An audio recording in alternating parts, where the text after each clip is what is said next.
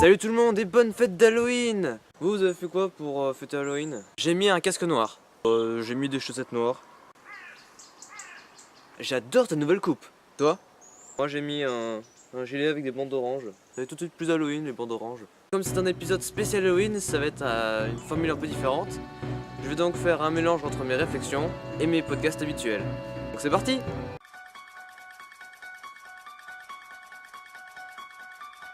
Halloween, certainement la fête la plus appréciée des enfants, avec Noël et Pâques. Cadeau. Bon, dans mon cas, je n'ai pu fêter Halloween qu'une seule fois. Ah bon? Pourquoi? Les fois d'avant, j'étais malade et après on m'a dit que j'étais trop grand pour ça. Bon, j'ai jamais amassé autant de bonbons de ma vie. Bon, il faut dire aussi que la fête d'Halloween n'est pas vraiment poussée en France. Mais par contre, aux États-Unis, ils sont à donf là-dessus. Tu connais ce mot, toi? Ouais, je connais ce mot. Bien, costume d'Halloween, mais maintenant il est beaucoup trop petit pour l'utiliser. Franchement, Halloween quand t'es petit, c'est un peu comme ça. Des bonbons, on ressort. Puis après, quand tu grandis, c'est plutôt comme ça. Des bonbons, on ressort. Ouais, pas terrible. Bon, comme c'est un épisode spécial Halloween, je vais vous faire un top 5, enfin mon top 5, des légendes d'Halloween en partant de la moins effrayante à la plus effrayante.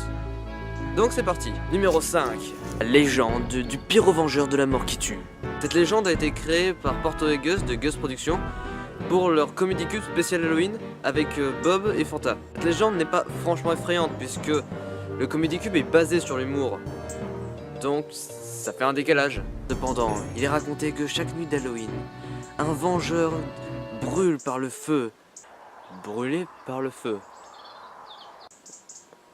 Ouais, c'est bon, c'est ma vidéo, je fais ce que je veux. Donc je sais, il brûle par le feu. Oui, parce qu'on peut aussi brûler par l'acide, tu sais. Donc, il brûle par le feu chaque nuit d'Halloween, un kikou, quelque part dans la forêt, après l'avoir suivi. C'est tout? Bah attends, moi je sais plus quoi, ça fait longtemps que je l'ai pas vu. Donc, qui mieux que Bob pouvait incarner le pyro-vengeur, et qui mieux que Porto pouvait incarner le kikou à tuer? Bon, le problème c'est qu'il est pas mort. Tu n'as pas grand chose à dire, hein? Non, pas vraiment. Du coup, numéro 4, les légendes d'Halloween. J'ai mis en numéro 4 les légendes qu'on nous raconte à chaque fois pour les soirs d'Halloween, comme le cavalier sans tête, que au fond elles font quand même un peu peur, mais juste un petit peu. Le soir d'Halloween. Et maintenant, voici l'histoire du chevalier sans tête racontée par Bubble Noise. Pourquoi j'ai cette voix d'un seul coup? La légende du chevalier sans tête, ou Sleepy Hollow, ou cavalier sans tête, ou Val dormant, abrège.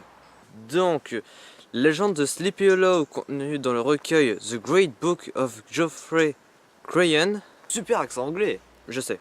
Publié en 1820 et à la base, pas vraiment ce que quoi il ressemble aujourd'hui.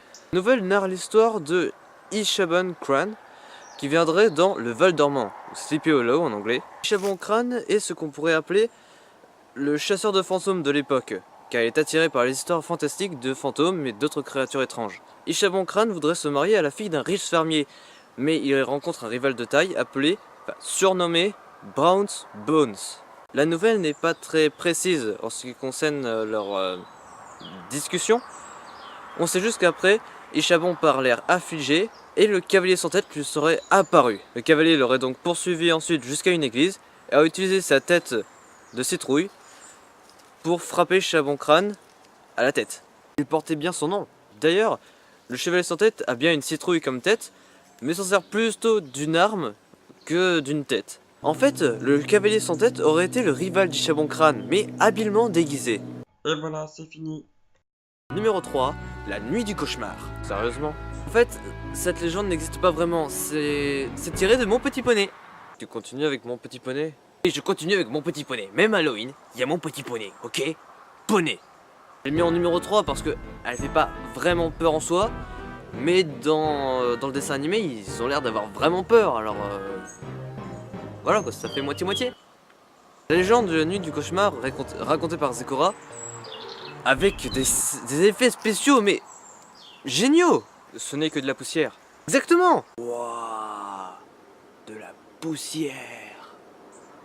Légende d'Halloween comme quoi la sœur de Celestia, Luna, lorsqu'elle était imprégnée de l'énergie du cauchemar, donc Séléniaque, ou Nightmare Moon en anglais, lune cauchemardesque en anglais, la légende raconterait qu'elle viendrait chaque soir d'Halloween pour venir manger les jeunes poneys. Et que s'ils se déguisaient, eh bien, elle ne les reconnaîtrait pas. Meilleur déguisement au monde. Bon, des fois ils sont plutôt réussis. Donc chaque poney devrait sacrifier une partie de sa récolte de bonbons pour nourrir la princesse Séléniaque pendant 1 an. Pas vorace du tout. Toujours rien à dire. Non, pas trop. Numéro 2, les creepypastas. Vous connaissez tous au moins une creepypasta, c'est les légendes d'internet qui font un peu peur au début. Même si tu l'avoues pas, t'as un peu peur de la nuit dans le noir. Moi ma peur c'était le Sender. Ouais, j'en ai eu peur pendant 2 semaines. J'ai dû dormir dans la chambre de ma soeur. Mais maintenant c'est une bonne source de gag. Le nombre de creepypasta est vraiment hallucinante, que ce soit le Slenderman, Jeff the Killer ou Sonic.exe, ou plutôt .exe, je sais pas. Ces légendes ont pour but de tourner quelque chose, même de sympa à la base comme Sonic, quelque chose de vraiment affreux, comme quoi il serait sorti de l'écran ou qu'on... Bah, ces trucs qui peuvent faire peur parce que ça mise sur l'inconscient. Car oui, des fois, ne pas montrer fait beaucoup plus peur que révéler. Merci aux fossoyeurs de films pour cette phrase. Numéro 1, notre cerveau. Ne vous dites pas, hey, c'est quoi cette arnaque? Non, techniquement en fait, le cerveau est une source de peur. Parce qu'on crée nous-mêmes nos propres peurs. Tu la joues psychologie? Ouais, t'as vu, je me suis beaucoup inspiré de toi. Et de mes semaines de psychologie. Je ne préfère pas en parler. Fini avec ce piano? Donc nous créons nos propres peurs. Donc nous seuls savons à propos de quoi on peut avoir peur. Et des fois, comme on sait pas de quoi on peut avoir peur, ça peut être notre plus grande peur. Psychologue en herbe. Par exemple, un des grands problèmes est la phobie. C'est une maladie du cerveau qui fait qu'on a une peur bleue de quelque chose en particulier. Même le simple fait de le voir en photo provoque un sursaut, une crise cardiaque. Non.